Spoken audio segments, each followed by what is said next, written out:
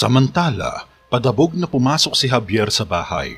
Masama ang loob at galit ito sa sarili dahil hindi man lang niyang magawang payuhan si Jericho o pakiusapan itong tigilan na ang pagmumukmok dahil hindi ito makakabuti sa katulad niyang may sariling responsibilidad.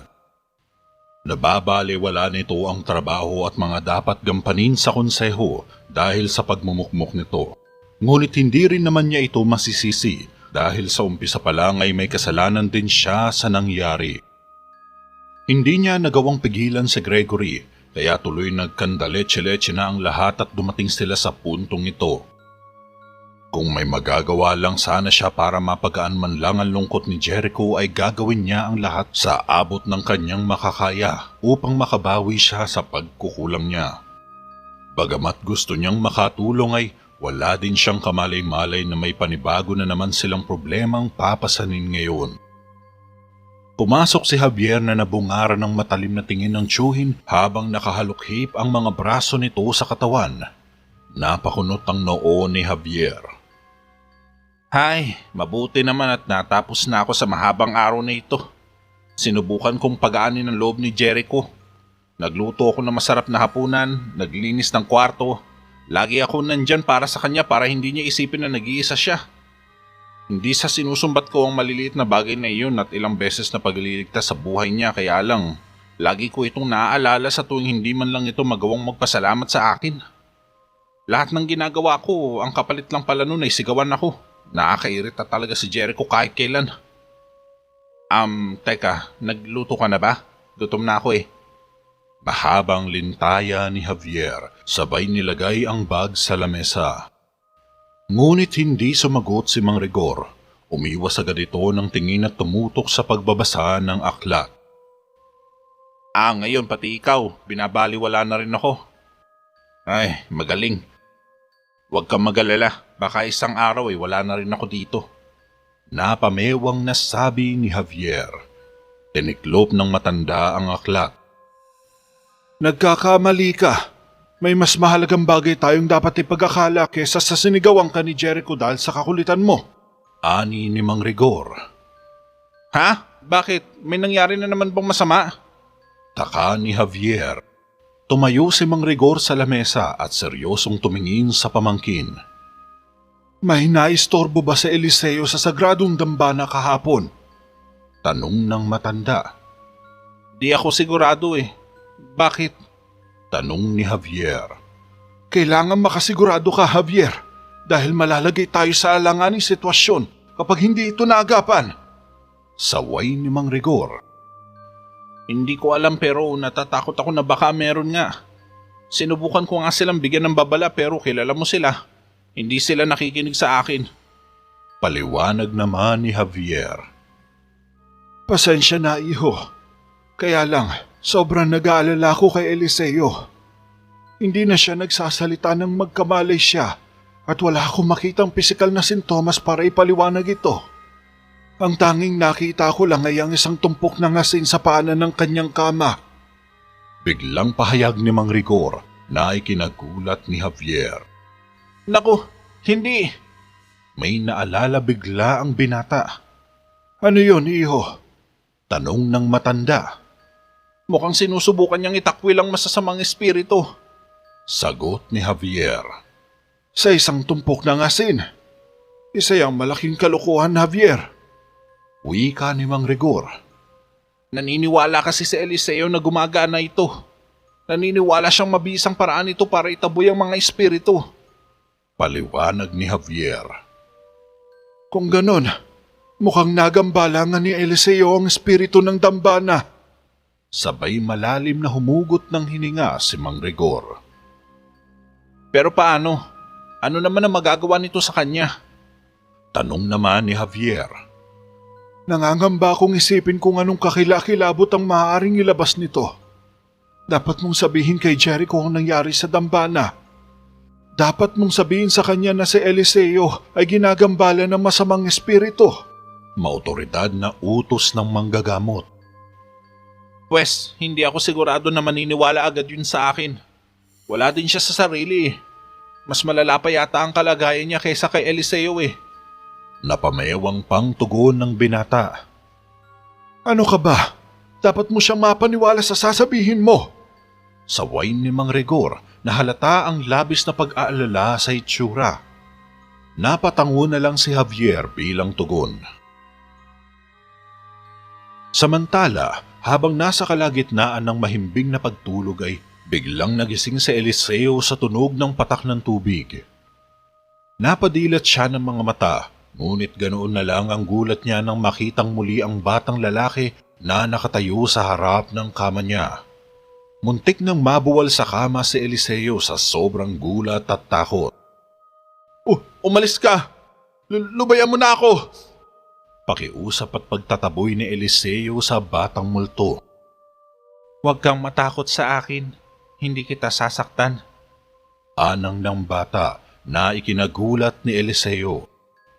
Pinoproseso niya sa isip ang mga sinabi ng bata. Ngayon lang kasi siya nakaengkwentro ng isang multo na nagsasalita sa harapan niya.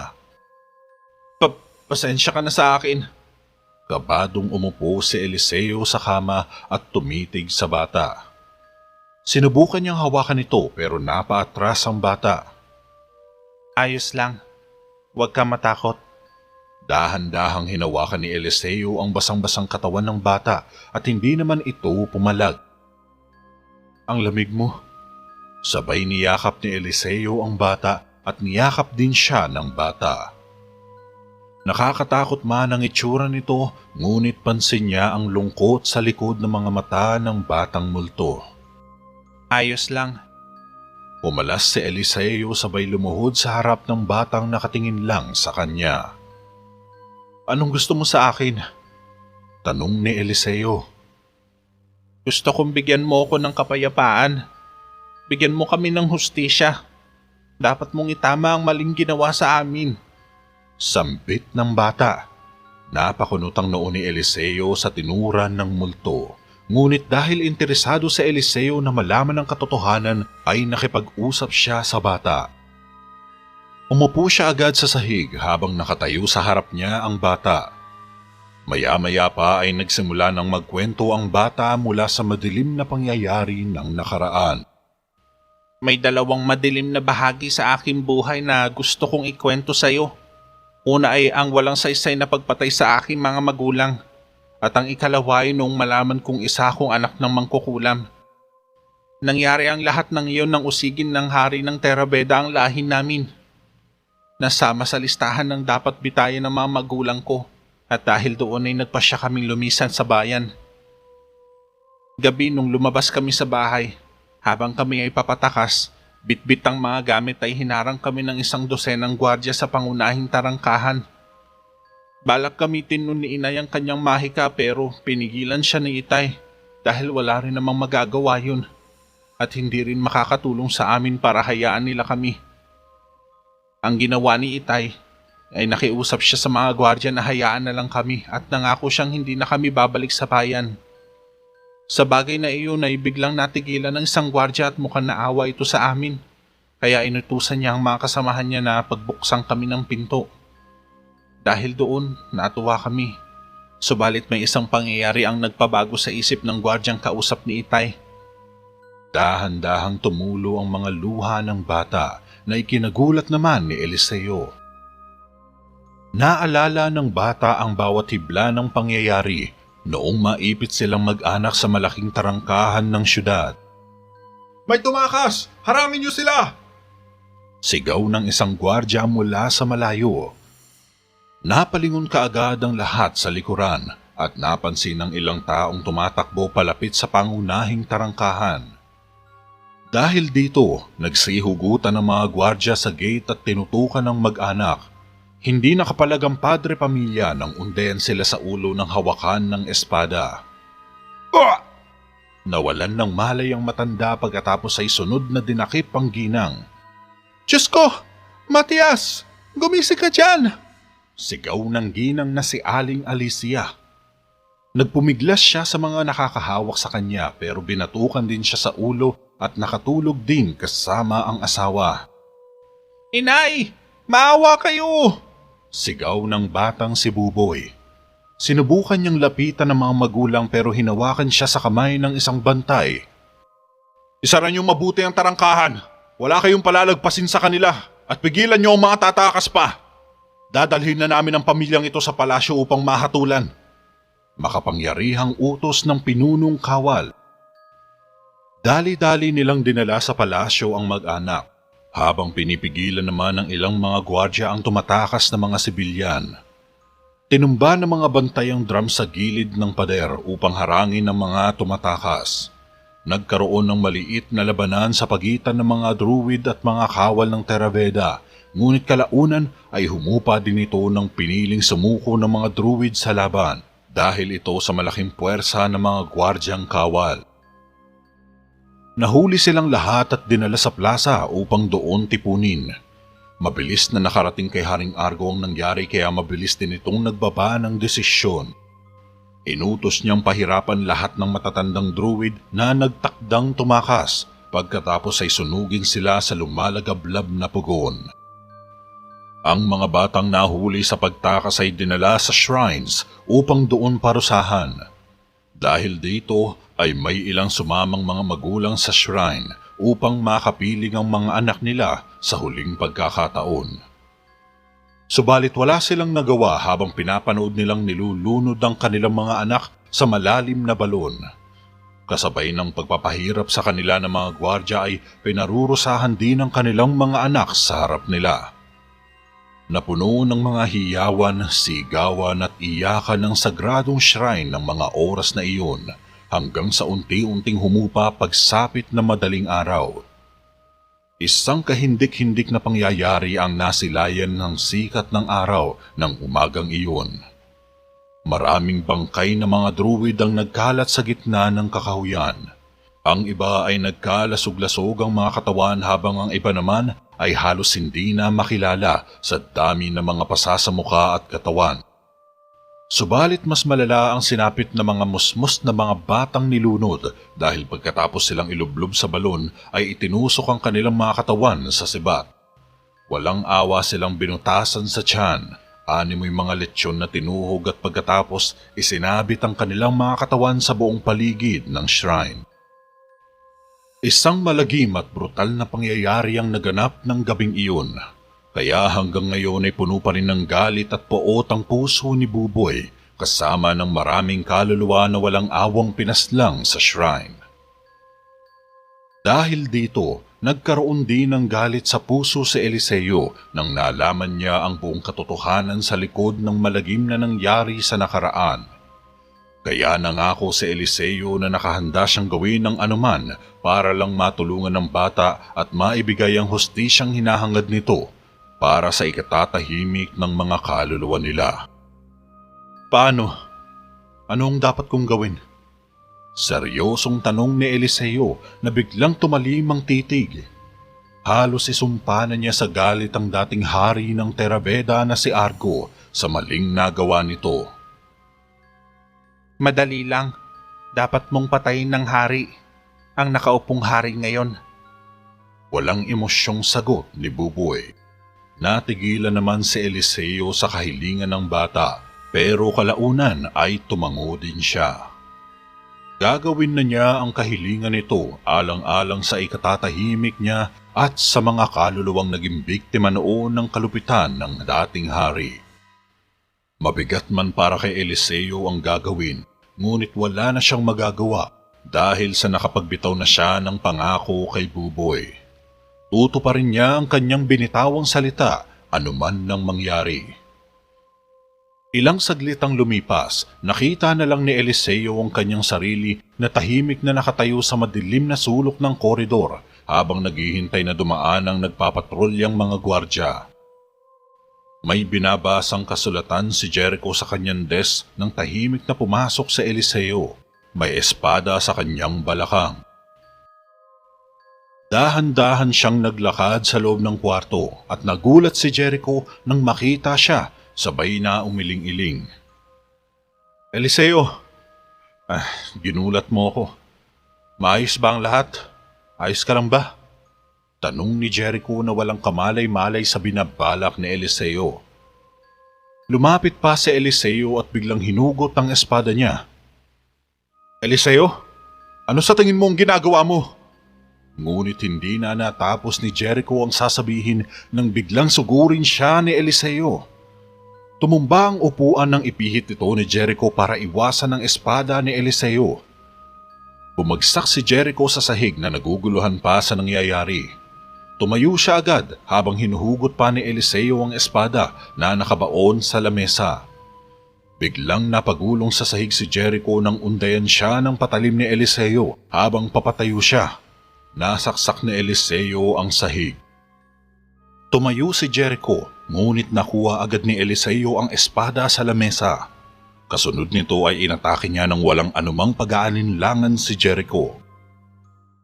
Dinampot ni Jericho ang upuan para harangin ang mga hampas ni Eliseo hanggang sa magkawatak-watak ito at ang mga paa na lang ng upuang kahoy ang natira kay Jericho. "Gwardya!"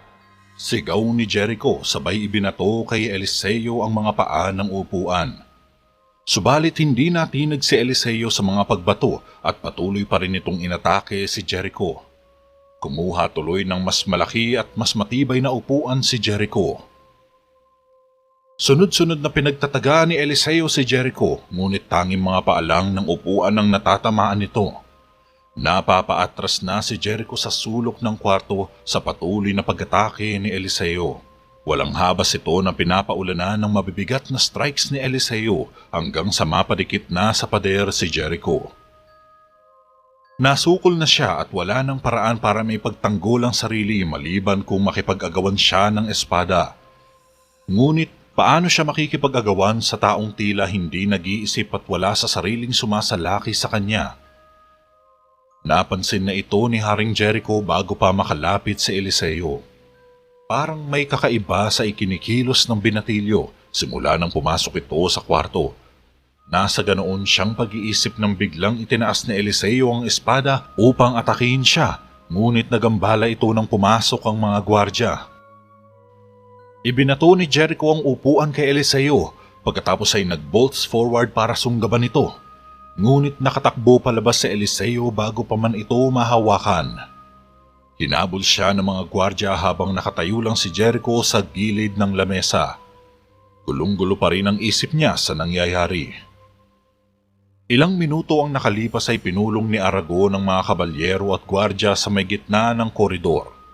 Nag-utos ito ng manhunt operation upang hulihin si Eliseo at ikulong, buhay man o sugatan. Alam kong kaibigan ni Eliseo ang ilan sa inyo.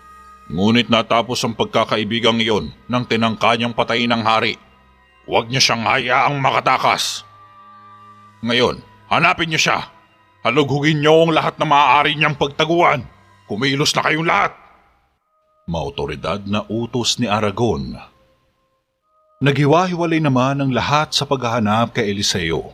Maging sina Nicolas, Kael at Ramon na mga kapwa niya kabalyero ay tinutugis na rin siya. Pumasok naman si Javier sa kwarto upang alamin kung totoo ba ang nangyayari. Narinig niya kasi sa mga gwardyang nakasalubong niya na nagkakagulo ngayon sa palasyo, kaya gusto niyang alamin ang totoo. Naabutan niya si Jericho na hinugot ang matalas na espada sa kanyang scabbard. Anong nangyari? Hangos ni Javier. Si Eliseo. Inatake niya ako. Sagot ni Jericho. Sa tingin ko, nasapian siya. Biglang sambit ni Javier. Natigilan naman ng batang hari. Anong ibig mong sabihing nasapian? Seryosong tanong ni Jericho at ibinalik muli ang espadang hinugot niya sa kanyang scabbard. Maaaring nakagambala siya ng isang espiritu sa dambana. Sa tingin ko, sinapian siya ng espiritong iyon. Saad ni Javier. Seryoso namang nakikinig si Jericho dahil mukhang may kakaiba nga kay Eliseo noong inatake siya nito. Isipin mong mabuti, bakit ka pa niya sasalakayin kung hindi siya sinapian? Wika ni Javier. Napaisip naman ng bahagya si Jericho. Bueno, kapag nahuli namin siya, bala kong itanong sa kanya yan. Lumabas si Jericho sa kwarto at sinundan siya ni Javier sa paglabas. Samantala, inikot naman ni Kael ang buong kastilyo, ngunit hanggang ngayon ay hindi pa rin nila matagpuan si Eliseo. Mabilis itong nawala simula nang habulin siya ng mga gwardya. Wala rin silang ideya kung saan nagtatago ngayon ang naturang binata. Bumaba silang tatlo sa ilalim ng kastilyo at nagbabaka sakali silang baka dito nagawi si Eliseo. Dahan-dahan nilang tinahak ang makipot na daan sa isang madilim na koridor, saka lumsot sa isang pasilyo na napapaligiran ng mga sulong nakasabit sa dingding sa paligid. Hindi ko akalain na darating ang araw na mangangaso tayo ng isang kasamahan natin. Wika ni Kael. Sinusundan siya ng dalawa sa likod na parehong nakahawak sa mga espada. Hindi ko lang maintindihan kung bakit niya sasalakayin si Jericho. Taka naman ni Ramon. Pues anong gagawin mo kung kapatid mo ang pinalay sa Terabeda? Makahulog ang wika naman ni Nicolas, kaya medyo napaisip rin si Ramon sa sinabi ng kanyang kabaro. Ang aking kapatid na babae naman ay isang masamang palaka. Kaya nagpapasalamat ako na hindi siya nakarating dito. Biro pa ni Kael. Lingid sa kanilang kaalaman ay nagtatago lang si Eliseo sa isang sulok ng haligi. Kinukubli niya ang sarili sa madilim na bahagi. Naririnig niya ang mga pinag-uusapan ng tatlo habang sila ay naglalakad, kaya nakaramdam siya ng galit sa mga kasama. Umalis si Eliseo mula sa kanyang pinagtataguan at tumakbo patungo sa dulo ng koridor. Nakita siya ng tatlo kaya hinabol nila kaagad ito. Tumakbo ng mabilis si Eliseo papunta sa pasilyo ng mga selda. Habulin natin siya! Kailangan natin siyang madakip kahit anong mangyari!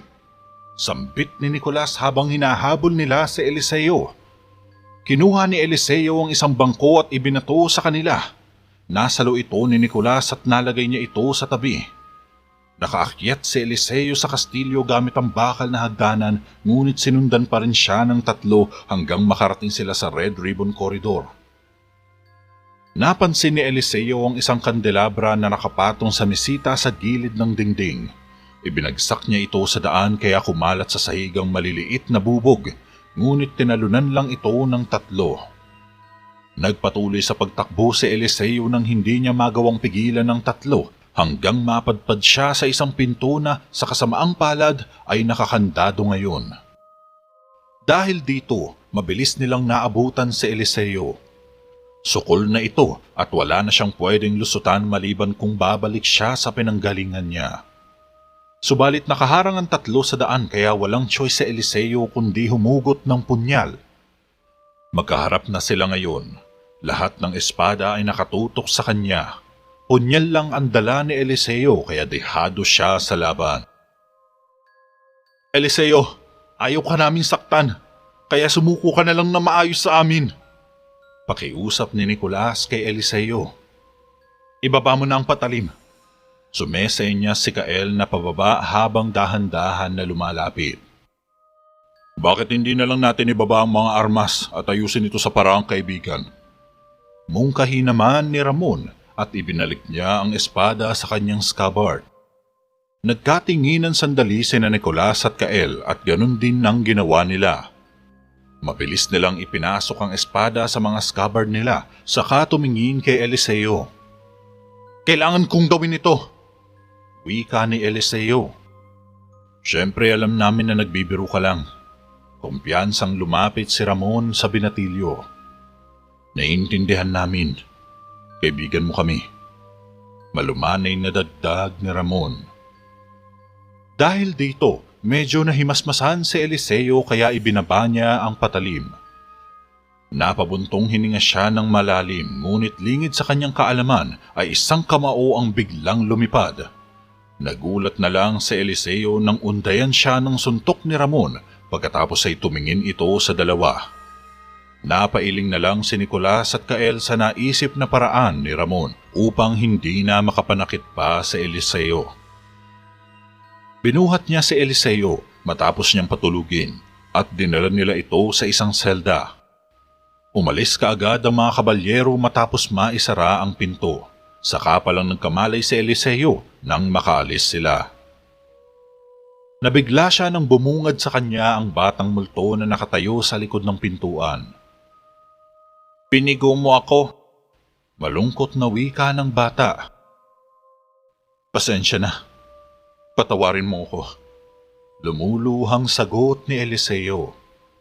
Gulong-gulo na ang isip niya sa mga nangyayari, kaya hindi niya maiwasang maghinagpis. Nakokonsensya siya sa kanyang ginawa, ngunit naiisip din niya ang hustisyang gustong makamit ng mga druid. Kaya pakiramdam niya ay tila nagsusuntukan sa utak niya ang dalawang bagay na ito. Hindi makapag-isip na maayos, naguguluhan siya. Tanging ang pag-iyak na lang ang nagagawa niya habang nakatayo sa harap niya ang bata. Dapat litisin at parusahan si Eliseo, alinsunod sa ating mga batas. Matigas na sabi ni Aragon pagpasok niya sa konseho kinaumagahan. Nasa harap lang niya si Jericho na medyo nalilito na sa nangyayari. Samantalang tahimik lang na nakatayo sa likod si Javier na nanlilisik ang matang nakatingin kay Aragon. Nagsisimula na naman itong paandara ng mga makikitid na salita si Jericho upang humantong ito sa mapait na hatol. Binabalak na naman niyang puntiryahin ang kahinaan ng batang hari kung saan nakakapagbitaw ito ng mga desisyon na hindi niya napag-iisipang mabuti. Kapag nagtagumpay si Aragon sa panguudyok kay Haring Jericho ay tuluyang magagalit sa kanya si Michelle at kapupuotan siya nito ng habang buhay kung saan mas pabor sa kanila iyon. Hindi pwede. Mangangahulugan niyo ng pagpatay sa kanya. Tutol ka agad ni Jericho. Pwes, gawin mo. Alam kong kaibigan mo siya at malapit siya sa'yo. Pero hindi ka pwedeng magpakita ng awa. Saad ni Aragon. Paano kung hindi siya kumikilos sa sarili niyang kusa? Wika ni Jericho. Napakunot naman ng noo ang matandang taksil. Anong ibig mong sabihin sa bagay na yan? Seryosong tanong ni Aragon. Naniniwala kasi si Javier na sinapian si Eliseo ng isang uri ng espiritu. Sagot ni Jericho. Oh, wala akong duda na sinusubukan lang niyang protektahan ang kaibigan niya. Panunuya pa ni Aragon at tumingin saglit kay Javier bago ibinalik ang tingin sa batang hari. Sige nga, ipaliwanag mo. Bakit pa sasalakayin ni Eliseo si Jericho? Anong motibo niya para gawin niyon? Pangahamon naman ni Javier. Kitang-kita ang motibo niya. Naghahanap siya ng paghihiganti. Pinalayas mo ang kapatid niya sa Terra Beda, kaya niya iyon ginawa. Paliwanag ni Aragon. Natigilan naman pareho sina Javier at Jericho. Hindi nila kaagad naisip ang bagay na iyon. Gayunpaman, hindi pa rin naniwala si Javier na magagawa iyon ni Eliseo dahil lang sa paghihiganti. Mas kilala niya ang totoong pagkatao ni Eliseo higit kanino man. Oo, may punto ka nga sa sinabi mong yan. Pero kilala ko si Eliseo. Kahit anong nararamdaman niya para sa kapatid niya, hinding-hindi niya sasaktan si Jericho. Pagdidiin ni Javier. Para tuloy sinampal ng magkabilang pisngi si Aragon sa makatwirang tugon ni Javier. Hindi siya nakasagot kaya bumaling na lang siya kay Jericho para ituloy ang panunulsol sa hari. Jericho, dapat mong malaman na ang lahat ng usapan tungkol sa sapi-sapi at mga espiritu ay pawang ilusyon lang. Isa lamang itong daya para iligtas ang leeg ni Eliseo. Wika ni Aragon. Pero paano kung totoo? Papatayin ko ang isang inosenteng tao? Higit pa riyan, papatayin ko ang isang kaibigan? Sagot naman ni Jericho. Makinig ka. Hindi pwedeng isipin ng iba na pumapayag ka lang na basta subukan ng isang tao na patayin pagkatapos ay tatakasan ng parusa. Magpapakita lang yun na isa kang mahina. Yan ang mga bagay na naglalagay ng panganib sa buong Terra Beda. Turan ni Aragon. Natahimik naman si Jericho sa sinabi ng tiyuhin. Napansin ito ni Javier kaya sumabat ulit siya. Jericho, makinig ka sa akin. Sambit ni Javier. Iwan mo muna ako. Biglang sabi ni Jericho. Naupo ito sa silya na parang pinanghihinaan ng loob. Nadismaya at nairita tuloy si Javier na parang kinakampihan na naman ngayon ni Jericho si Aragon. Lihim na napangiti si Aragon. Magsasalita na sana ito subalit biglang nagsalita ulit si Jericho. Pareho kayo! Labas! Bahagyang nataranta si Aragon kaya sumunod ito kay Javier sa labas. Paglabas ng konseho ay dumiretso si Javier sa bahay upang sabihin kay Mang Rigor ang mga bagay na napag-usapan sa konseho, pati na rin ang magiging kapalaran ngayon ni Eliseo. Samantalang pumunta naman si Aragon sa kanyang kwarto upang magpahinga. Sapat na ang kanyang mga sinabi upang magbago ang isip ni Jericho. Alam niya sa sarili na kakagat rin si Jericho sa kanyang mga pinaplano dahil ang mismong kapatid ng mahal nito ang nagtangka sa kanya. Kaya siguradong malilito si Jericho sa desisyon na gagawin, lalo pat nasa kanya ang mata ng lahat. Pumasok si Javier sa bahay at sinalubong siya ng tiyuhin pagkasara niya ng pinto. Nag-usap silang nakatayo sa may sala. Itinutulak talaga ni Aragon ang pagbitay kay Eliseo. Kahit kailan, nakakairita talaga ang matandang yun. Galit na sabi ni Javier. Maaaring walang magagawa si Jericho sa pagkakataong ito, kundi hatulan ng kamatayan si Eliseo. Saad naman ni Mang Rigor habang nakahalukip-kip ang mga braso sa katawan. Hindi tayo papayag na mangyari yun. Wika ni Javier na pursigidong tulungan si Eliseo at sa puntong ito ay may naiisip na siyang paraan kung paano ito gagawin. Ano ang ipinapanukala mong gagawin natin, iho? Tanong ng tiyuhin na tila kinakabahan pa sa naiisip na plano ng kanyang pamangkin. Kailangan may maisip tayong paraan upang matanggal kay Eliseo ang espiritong sumaapi sa katawan niya. Kailangan nating maalis yun bago pa kainin nito ang utak niya. Paliwanag ng binata sabay napakros ang mga braso niya. Mangangailangan ito ng napakalakas na kapangyarihan, iho. Hindi basta-basta ang espiritong kakalabanin mo. Puno ng galit at puot ang kanilang mga puso, kaya mahihirapan ka sa kanila. Wika naman ng matandang manggagamot. Kung gayon, kailangan kong makabisado ang panlaban sa kanila para mailigtas ang buhay ni Eliseo. Tugon ng pursigidong binata. At balak mong palisin ng espiritu sa loob ng selda, sa ilalim ng ilong ng mga gwardya? Makahulugang tanong ni Mang Rigor.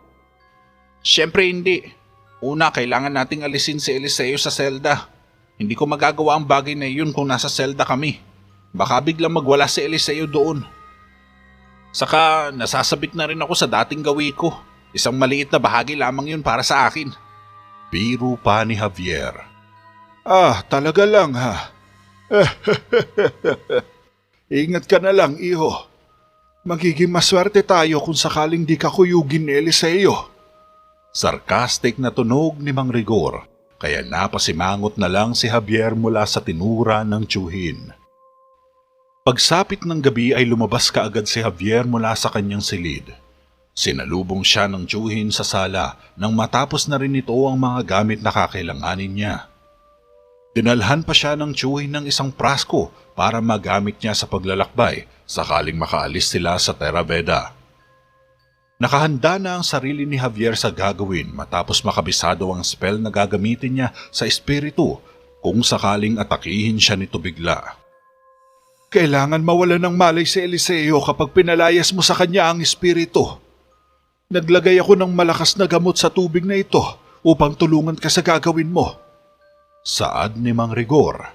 Kinuha naman ni Javier ang prasko, isang lumang galon na gawa sa balat ng hayop. Ito ang madalas na gamitin ng mga taong naglalakbay sa malalayong lugar dahil umaabot pa ng ilang araw bago makontamina ang tubig sa loob ng prasko. Nagagawa nitong patagalin ang pag-circulate ng mga bakterya na naiipon mula sa tubig sa tuwing mainit ang panahon. Kaya ito ang madalas na dinadala ng mga biyahero dahil magaan lang ito bitbitin kaysa sa mga galon na gawa sa plastic o bote. At Javier, tandaan mo, hindi mo siya pwedeng pagkatiwalaan. Naiintindihan mo naman ang ibig kong sabihin, hindi ba? Pilin pa ni Mang Rigor. Oo, alam ko na po yun, tiyo. Salamat. Sabay lumabas ng bahay si Javier at isinara naman ni Mang Rigor ang pinto.